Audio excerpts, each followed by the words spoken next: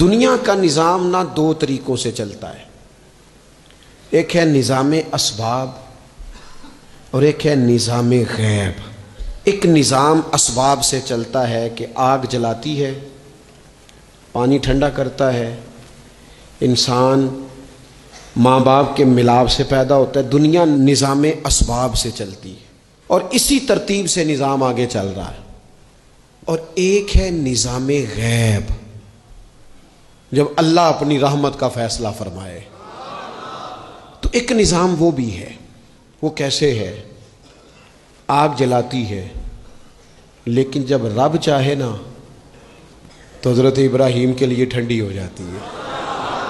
یہ کیا ہے؟ یہ نظام غیب ہے۔ نظام اسباب یہ ہے کہ ماں باپ کے ملاپ سے اولاد پیدا ہوتی ہے، اور اگر رب چاہے نا تو حضرت عیسیٰ علیہ السلام کو بغیر باپ کے بھی پیدا فرما دیتا ہے۔ ہم جو مسلمان ہیں نا، ہماری ساری کی ساری توجہ نظام اسباب پہ ہو گئی ہے۔ اسباب پورے جمع کرو، لیکن اپنے رب کی بارگاہ کی طرف رجوع بھی کرو۔ کئی دفعہ نا اسباب سارے بندے کے ہاتھ سے چھوٹ جاتے ہیں، پھر اسے ضرورت ہوتی ہے دست غیب کی، اللہ اس کی مدد کرے۔ جو آیہ کریمہ میں نے قرآن مجید کی پڑھی ہے، اس میں اللہ کریم نے فرمایا یا ایھا الذین آمنوا توبوا الی اللہ توبۃ نصوحا، اے ایمان والو اپنے رب کی طرف رجوع کرو، اپنے رب کی بارگاہ میں توبہ کرو، پر توبہ سچی کرنا، رجوع الی اللہ کرو، اللہ کی طرف رجوع کرو۔ بعض اوقات سارے نظام ختم ہو جاتے ہیں، نظام اسباب، اس وقت ضرورت ہوتی ہے رجوع الی اللہ کی کہ نظام غیب آئے۔ حضرت سارہ رضی اللہ تعالی عنہا جو جناب ابراہیم علیہ السلام کی اہلیہ ہیں، آپ ایک رستے سے گزر رہی تھیں، حضرت ابراہیم علیہ السلام آپ کے ساتھ تھے، تو جس رستے آپ تشریف لے جا رہے تھے اس رستے میں بادشاہ بڑا ظالم تھا۔ وہ معاذ اللہ تعالیٰ ثم معاذ اللہ عورتوں کو گرفتار کر لیتا اور اپنی بدباطنی کا ثبوت دیتا۔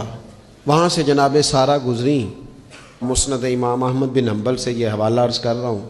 حضرت سارہ کو اس نے گرفتار کر لیا۔ جب وہ جناب سارہ کی طرف بڑھنے لگا تو اب وہ جتنے اسباب تھے نا اس وقت کے، وہ سارے اختیار کیے گئے، لیکن اس بادشاہ سے جان نہیں چھوٹی۔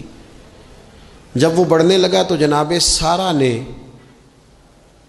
پھر رب کریم کی طرف رجوع کیا، مصلی پہ بیٹھ گئی، کہنے لگی مالک اب تو ہی کرم فرمانے والا ہے۔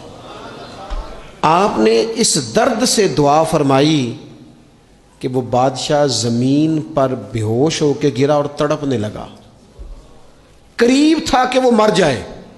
تو حضرت سارہ پھر مصلی پہ بیٹھیں اور اپنے مالک کی بارگاہ میں عرض کرنے لگی مالک اگر یہ مر گیا تو مجھ پہ الزام آئے گا کہ میں نے مارا ہے، اسے مارنا بے ہوش ہی فرما۔ وہ بے ہوش ہو گیا، تھوڑی دیر کے بعد ہوش آیا تو پھر آپ کی طرف بڑھنے لگا، تو آپ نے پھر اللہ کی جانب رجوع کیا۔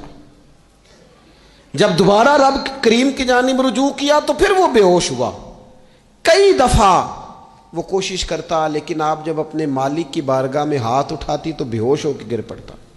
بالآخر آپ سے معافی بھی مانگی، آپ کو آزاد بھی کیا۔ ایک وقت ایسا آتا ہے جب سارے اسباب جواب دے جاتے۔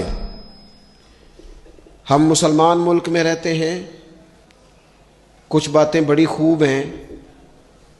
میں نے دیکھا ہے کہ ڈاکٹر جب سمجھ آتا ہے نا کہ رپورٹس، ادویات، ٹیسٹ اب اس نتیجے پہ پہنچ گئے ہیں کہ شاید یہ مریض بچے گا نہ، تو چونکہ مسلمان ملک ہے تو میرے وطن کے ڈاکٹر ایک خوبصورت جملہ بولتے ہیں، مجھے بڑا پسند ہے۔ وہ یہ نہیں کہتے اب کچھ نہیں ہو سکتا، وہ کہتے ہیں آپ دعا کریں۔ کیا مطلب کہ اب رجوع الی اللہ کا وقت آ گیا ہے۔ ہمارے پاس جو شعور تھا، علم تھا، وہ ہم نے خرچ کر دیا۔ اب ٹائم ہے کہ رجوع الی اللہ کریں، آپ اللہ کی بارگاہ۔ یہ بڑا خوبصورت جملہ ہے، اچھی باتوں کا بھی تو ذکر کرنا چاہیے نا۔ یہ خوبصورت جملہ ہے کہ آپ دعا کریں۔ ایک وقت آتا ہے جب دعا کی ضرورت ہوتی ہے، دست غیب کی ضرورت ہوتی ہے۔ نبی پاک علیہ السلام 313 کو لے کے جب میدان میں آئے تھے تو ظاہری اسباب تو یہ تھے کہ 1000 سے مقابلہ کیسے ہوگا، تو پھر میرے قریب نے پتہ کیا کیا، حضور نے پھر رب کریم کی طرف رجوع فرمایا اور پھر اللہ کی مدد فرشتوں کی صورت میں آئی۔ او میرے دوستو، امت کو ضرورت ہے اس وقت دست غیب کی۔ پاکستان کبھی نہ بنتا اگر اللہ تعالیٰ کی غیبی طاقتیں مدد نہ فرماتی۔ پاکستان کبھی نہ بچے گا اگر خدا کی مدد شامل حال نہ ہوگی۔ ہمیں اجتماعی طور پر رجوع اللہ کرنا ہے۔ ہمارے جتنی انفرادی مشکلات ہیں، ہم کسی تکلیف میں دکھ میں مبتلا ہیں، اللہ کی طرف رجوع کریں، اپنے رب کی بارگاہ کی طرف رجوع کریں، اور جو ہمارے اجتماعی مسائل ہیں ان میں بھی اللہ کی بارگاہ کی طرف رجوع کریں۔ جب ہم یہ رجوع کریں گے مالک کے حضور تو پھر اللہ ہمارے لیے راستے واضح فرمائے گا۔